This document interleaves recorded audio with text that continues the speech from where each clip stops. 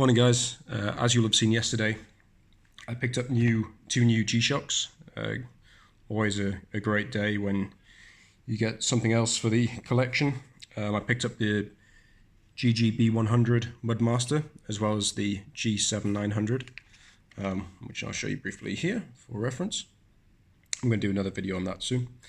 And I spent a lot of the evening looking at the various functionalities of this new watch, what I'll refer to as the GG, compared to my older Mudmaster, which is the GWG-1000.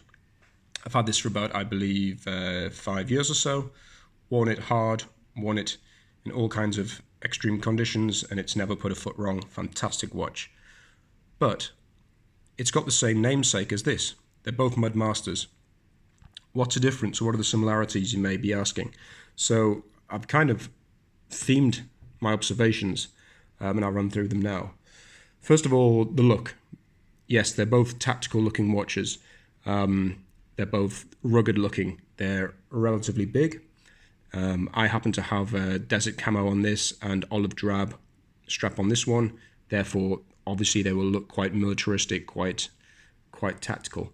That being said, there's also some pretty notable differences between the look. This is the GWG has got some more kind of rugged and I guess harsh lines to it. It's got these big kind of undulations around the bezel, particularly where the compass is and triple sensor, compared to the B100, which is a lot sleeker. It's got a lighter and more slimline feel to it. Yes, it's not a slimline watch, but compared to the GG-B100, it's lighter. And I'm not saying that's a good or a bad thing, but it just has that slight refinement to it, slightly less in your face compared to the GWG. That's my first observation. Okay, on to probably what's the most important point for most people here is the functionalities. So the GG-B100 has obviously shock resistant. Both watches have that. Mud resistant. They're the Mudmasters, of course. They're mud resistant. 200 meters water resistant. Fine, both have this. This is classed as a quad core, quad sensor, compared to this having triple sensor. The quad sensor is the compass, altimeter and barometer, thermometer, as well as the new addition is the step counter, whereas this doesn't have the step counter. Now, personally, I think that's a really nice addition. I don't use step counters every day. I'm generally a very active person. I do like to know how much I've moved around and covered how much distance I've covered, for example, and to have this on the watch now is going to be very, very agreeable for me, rather than digging into my phone to get such information. So not a deal breaker, but I really like the fact that it's got that functionality. This also has the Bluetooth connectivity. So you have the G-Shock Connect app set up. You turn Bluetooth on your phone, and then this watch can speak to the phone, and virtually every single variable on the watch can be adjusted by the phone. Now, I was never that enamored by the idea when I read about it at first, but then when I've got my first G-Shock Metal Square, which has that connectivity, I fell in love with it. I've mentioned it before, there's nothing more satisfying than being a little bit jet lagged. You're traveling around on a plane, you get off the plane, and you just kind of second guess yourself about the time zone or what time you should be setting. And the easiest thing is to do, just tell your phone what country you're in, and it will tell the watch exactly what time it is. Might sound like a small thing, for me it's massive, and I'm very, very happy that this has that kind of functionality. It also has a game-changing piece of functionality on it, which I'm going to make a specific video on in the future, but basically this has what's called Location Indicator. What that means is that, from my understanding, and I haven't tested this yet, so bear with me, but from my understanding, if you're at a certain location or a pre-visited location, that can be logged in your phone, then you can tell your watch to take you to it by using the second hand. It will point you in the direction that you want to go to reach that location again, and also count down the distance you are away from it, which is honestly answers all my dreams in terms of functionality on a watch like this. Yes, I know it doesn't answer all the questions. You can't, as far as I understand, you can't select any location anywhere, select it on your phone, and then your watch will take you there. No, you have to have already been there. But this opens up a very interesting new avenue and a new episode for G-Shock, which I really hope they explore further. I'm hoping that they're going to develop the application further, and this hardware, this watch, will be able to, over time, have more capability in terms of finding predetermined locations that you haven't yet been to. That would be amazing, and if G-Shock ever happened to watch this video, please look into that more. It would tick so many boxes. I'll say it again, it would be a game changer. The reason I don't like relying on Google Maps on my phone too much for finding locations, it's this. When I'm in a new city, it may not be a dangerous city, it might not be a dangerous part of a city, but I don't know it enough to know if I'm comfortable having my phone out in my hand all the time. In most cities in the world, it isn't necessarily a smart thing to do if you're a tourist or a visitor to have your phone out. Phones do get snatched, phones do get taken. If you can confidently know that by a glance at your watch, you are walking in the right direction from A to B, and you know your distance, that is gold. That is money in the bank. Please, G-Shock, enable that if at all possible, and I'm sure you'll have more than just me thanking you. So the idea would be, I'm staying in Hotel A, I want to go to Cafe B, you're in the hotel, you select that on your phone, you put it as a location, set, please take me there, watch, and this second hand would lead you there. That would be incredible. Anyway, I digress. Any other functionalities? So, of course, both have got world time. It says, goes without saying. And I believe, oh yeah, the super illuminator. So it's pretty clear to me that the light on this watch, which you're not going to be able to see very clearly right now because it's a bright day and the sun's behind me, but the light on the GG-B100 is significantly lighter than the GW-G1000. Now, there's an obvious reason for that, which brings me on to the next part of the discussion around functionality. This watch is tough solar. This watch is battery powered.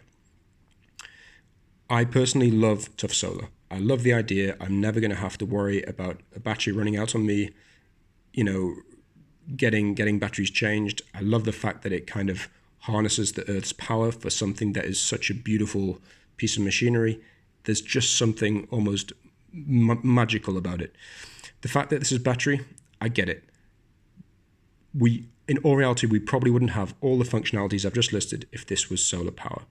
It would be too much of a drag on the battery itself. There'd be too much expectation on the charging cell, and therefore we have to just accept that there's pros and cons.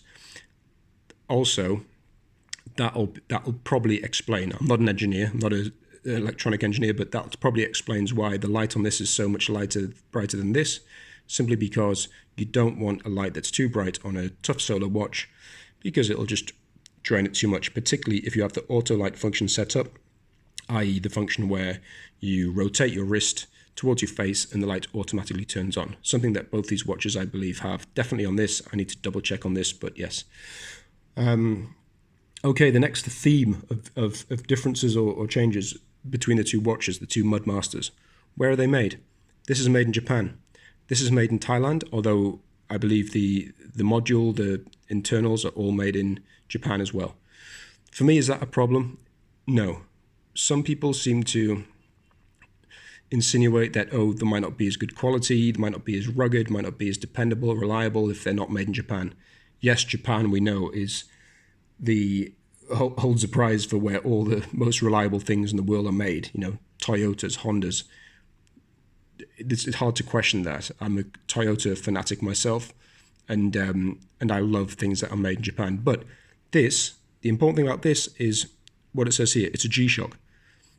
It has all the QA, all the expectations, all design elements from G-Shock in it. G-Shock aren't going to let a watch be produced in another country unless it meets the same rigorous expectations that it does in Japan. So it doesn't bother me personally. Maybe some people are more precious about it, but the fact that this is made in Thailand instead of Japan, I personally don't mind.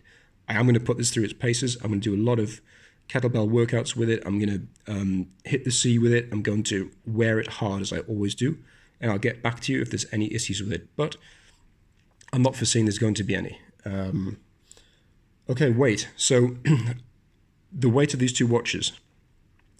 There's one thing that you'll notice I haven't mentioned yet, and that is that there's a carbon bezel around here, carbon fiber, and it's also carbon core. It means that this watch is significantly lighter than this watch. I'm not saying this is heavy for me. It's not. Some people might find it so. The carbon core adds lightweight strength to the structure of this, and I think it's a fantastic addition. It was something that I did not really pay much attention to before I bought the watch in terms of this carbon detail on the front. Now I see it in the flesh, and I own one. I love it. It looks fantastic. It's clearly lighter. The way it sits on your wrist with this, the back of the watch, I'm sure you've seen it. If not, I'll do a video on it. The back of the watch is much more rounded, much smoother on the wrist, and I'd suggest it's probably or if not one of the most comfortable G-Shocks I own. I always thought the GA-2100 was the most comfortable watch simply because it was so lightweight, slimline, and kind of less, I guess, rugged. Therefore, it doesn't impinge on the wrist too much. But this maybe takes the biscuit. Maybe this is the one which is the most comfortable, and partly because it's so lightweight, because of that carbon element. Okay, and then that just brings me to the last theme of differences between the two watches, which I wanted to cover in the video, and that's simply the price. So this thing, the GW-G1000, the prices are crazy these days. If you want something new with the either desert camo strap or the Maharishi, which has got the kind of orange tones on the face, you see them for sale now for $3,000. I'm not sure if they truly sell for that, but that's what they are online. That's pretty crazy.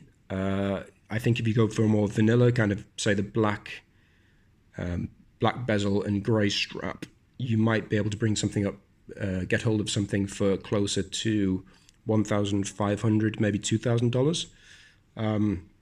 But yeah, these watches are incredibly sought after. And therefore they're expensive. I'm not saying they're overpriced, because I personally think G-Shocks are worth the money. I want something that's durable, looks good, has functionalities that I use, and it's 10x cheaper than some of the top-end watches that I could be buying, which have 10 times less functionality. So I'm prepared to pay the money. But there's no question, this is more expensive than this. I bought this watch yesterday, brand new, in its box, tags, everything. I paid a little over $200. I'll say again, I paid a little over $200.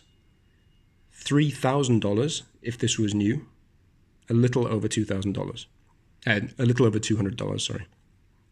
Now, if you look at the functionality, if you look at the comfort factor, if you look at the fact that it's got the Bluetooth Connect, if you look at the fact it's got the location indicator, it's hard to say, it's hard to argue that this is not an absolute bargain, particularly if you get it at a good price point like I did.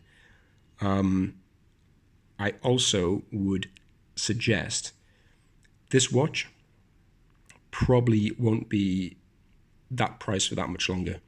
When people start clocking onto the fact that it's got all these different functionalities, it looks so good, I think you'll start finding it goes up in price, much like this did. This did not cost me $3,000.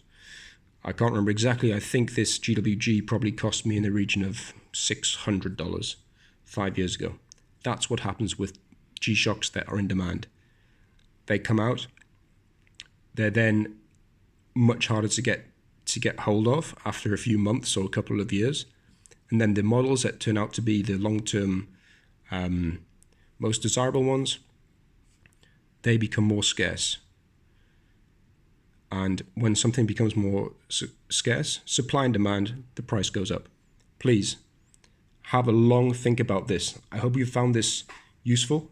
I urge you, go and put one of these on in the shop and see if it floats your boat. And if so, if you can afford one, it might be worth getting hold of one before it's too late. Take care.